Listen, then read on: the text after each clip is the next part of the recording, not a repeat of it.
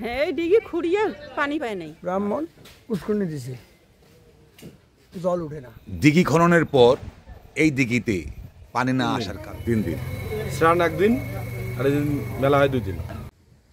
সুপ্রিয় দর্শক, আমি এসেছি রংপুর কুড়িগ্রাম রাজারহাট উপজেলায় অবস্থিত হিন্দু ধর্মাবলম্বীদের প্রাচীন লোককথায় সিঁদুরমতি তীর্থস্থানে। আমার পাশেই রয়েছে এই সিঁদুরমতি বিশাল দিঘি।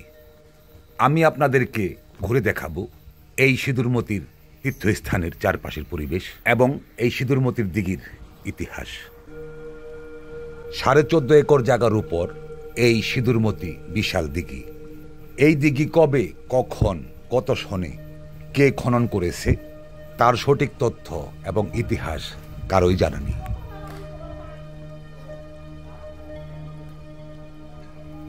এই সিঁদুরমতি দিঘি নিয়ে লোকমুখে শোনা যায় রূপকথার গল্পের মতো নানা ধরনের গল্প, যা বাস্তবের সাথে একেবারেই মিল নেই।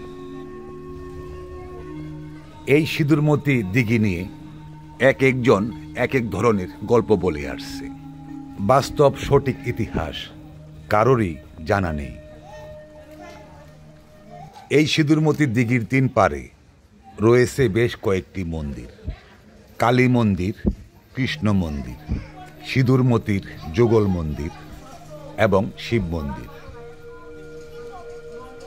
এখানে এই সিঁদুরমতির দিঘির এক পাশে নির্মাণ করা হয়েছে হিন্দু ধর্মাবলম্বীদের মরদেহ দাহ করার জন্য বিশাল শ্মশান।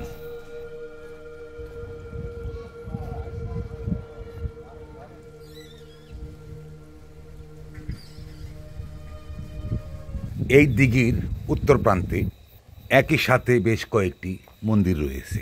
এই সিঁদুরমতি তীর্থস্থানে প্রতিরোজ বিকেলে দেশের বিভিন্ন জেলা থেকে এই সিঁদুরমতি তীর্থস্থান দেখার জন্য দর্শনার্থীরা আসে। এখানে দর্শনার্থীদের সর্বক্ষণ ভিড় থাকে। এখন সকাল বলে এখানে তেমন দর্শনার্থী চোখে পড়ছে না। আপনি এই সিঁদুরমতির ইতিহাস কতটুকু জানেন? এখানে যে এক সিঁদুরমতির এক রাজার আর এক ব্রাহ্মণ ছিল, রাজার ইয়াও ছিল। হ্যাঁ, এই দিঘি খুঁড়িয়ে পানি পায় নাই, জল ছিল না। জল ছিল না যখন, তখন ওই স্বপ্নাইছে সেই রাজা, বলে এই দিঘি যে খনন দিল, এর জল না হয় কি কারণ, এই বামনের মেঘ দিয়ে যদি পূজা দেয় তাহলে জল হবে। বামন 2 মেঘ নিয়ে পূজা করে নামছে। সেদিক মধ্যে বামন সব কিছু নিয়ে আস্তে আস্তে পূজা করে নামছে। ধরো ব্রাহ্মণ উঠছে ওই জিনিসগুলি, আবার ওই জিনিসটা আনার জন্য উঠছে দিঘির পুকুরের ফুটিয়ে জল ভরে গেছে। ভরে যাওয়ার পর এদিক মধ্যে বামনের মেয়ে তলে গেছে, 2টা মেয়ে তলে গেছে, 2টা মেয়ে তলে গেছে। তখন তলে গেছে, তাই ওর নাম ছিল সিঁদুরার মতি। 2 বোনে আমরা। এই মেয়ের কোনো স্মৃতি আছে এখানে? এখানে ওই তো সিঁদুরার মতি। ওই তো এই দিঘির জলে যে ব্রাহ্মণের 2 মেয়ে সিঁদুরমতি ডুবে মারা গেছে, তাদের মূর্তি এখানে স্মৃতিস্বরূপ বানিয়ে রাখা হয়েছে। এখানে আরো সামনে আসলো মন্দির। তারপরে মানে আগে তো ছাপড়া সিস্টেম ছিল, পরে যে পেছে নিয়ে ভালো করে যে পুতুল ডাক্তার, তাই এই মন্দিরের কমিটি এই পরে ভাঙিয়ে আবার নতুন করে এই মন্দির করল। আচ্ছা আচ্ছা। এখানে এই মন্দিরের পাশাপাশি বেশ কয়েকটি ঘর রয়েছে। দেশের দূর দূরান্ত থেকে হিন্দু ধর্মাবলম্বীরা এই সিঁদুরমতি তীর্থস্থানে এসে এখানে আশ্রয় নিয়ে থাকে।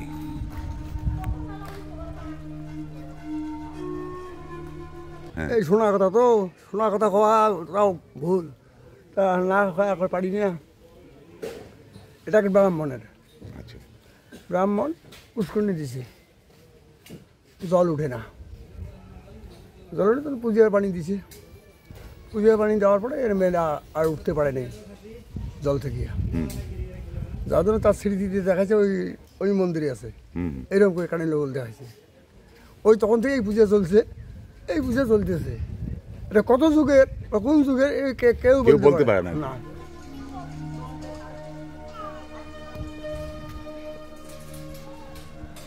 আমি আছি এই সিঁদুরমতির দিঘির শানবাঁধানো ঘাটলায়। এই দিঘি নিয়ে রয়েছে রূপকথার গল্পের মতো নানা ধরনের গল্প। এখানে যে রাজা বা জমিদার ছিল, তিনি এই দিঘি খনন করেছিলেন। দিঘি খননের পর এই দিঘিতে পানি না আসার কারণে রাজা স্বপ্ন দেখে এখানে তাকে পুজো দিতে হবে। যে ব্রাহ্মণ যে এই দিঘিতে পুজো দিবে তার 2 কন্যা লাগবে এই পুজোতে। এই দিঘিতে পানি আনার জন্য, মানে জল আনার জন্য ব্রাহ্মণ পুজো দিয়েছে। পুজো দেওয়ার পর তার 2 মেয়ে উঠতে পারে নাই। এক মেয়ের নাম ছিল সিঁদুর, আরেক মেয়ের নাম ছিল মতি। এই অথই গভীরে পানিতে তার 2 মেয়ে হারিয়ে যায়। সেই থেকেই এই স্থানের নাম হয় সিঁদুরমতি। সেই প্রাচীন আমল থেকে এখানে এই সিঁদুরমতির নামে পুজো হচ্ছে। বার্ষিক 2 বার চৈত্র মাসে এখানে স্নান হয় এবং পূজা হয়। এই পুজো অনুষ্ঠানকে কেন্দ্র করে এখানে বিশাল মেলা বসে। দেশের দূর দূরান্ত থেকে, এমনকি আমাদের পার্শ্ববর্তী দেশ ভারত থেকেও এই মেলায় এসে অংশ নেয়।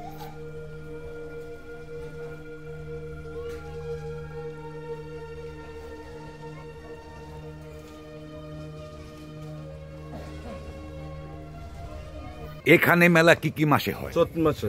চৈত্র মাসে। চৈত্র মাসে। এটা কয়দিন ব্যাপী হয়? 3 দিন। 3 দিন। শ্রাবণ 1 দিন আর এদিন মেলা হয় 2 দিন। এখানে দেশের বাড়ি থেকে লোক আসে? বাইরে থেকে, ঢাকা থেকে, বগুড়া, তারপর তোমার রংপুর, উলিপুর, চিলমারি। মানে দেশের বাইরে বলতে ভারত? দেশের বাইরে ভারত থেকে লোক আসে আচ্ছা আচ্ছা। এখানে স্নান করতে। মানে মেলাটা ব্যাপক আকারে হয়। ব্যাপক আকারে হয়। আমি এই সিঁদুরমতি দিঘির এক পার থেকে ঘুরে 3য় পারে এসে পৌঁছেছি। এই সিঁদুরমতি দিঘি এখন এই রংপুর কুড়িগ্রাম জেলার হিন্দু ধর্মাবলম্বীদের সর্ববৃহৎ তীর্থস্থান হয়ে দাঁড়িয়েছে। এক সময় এই দিঘি বেসরকারি থাকলেও বর্তমান সময় এই সিঁদুরমতি দিঘির চতুর্পাড়ের কাজ এবং এখানে থাকা মন্দিরগুলো সবকিছুই সরকারিভাবে নতুন করে নির্মাণ করা হয়েছে।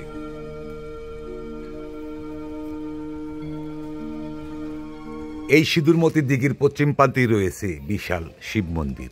এই মন্দিরের ভেতরে রয়েছে হিন্দু ধর্মাবলম্বীদের দেবতা মহাদেবের এক বিশাল মূর্তি।